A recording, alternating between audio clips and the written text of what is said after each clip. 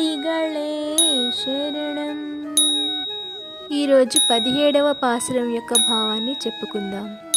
ద్వారపాలకులు గోపాంగనలను లోనికి అనుమతించగా వారు మొదట అన్న వస్త్ర తీర్థాదులను ధర్మబుద్ధితో దానము చేసే నందగోపులను స్వామి మేలుకొను అని ప్రార్థించారు.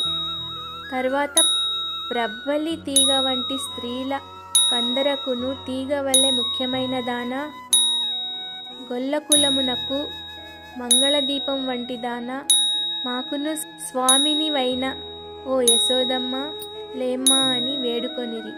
ఆకాశమంత ఎత్తుకెదిగి సమస్త లోకాలను కొలిచి దేవతలకే రాజైన ఓ నిద్ర చాలునయ్యా మేలుకో అని ప్రార్థించిరి.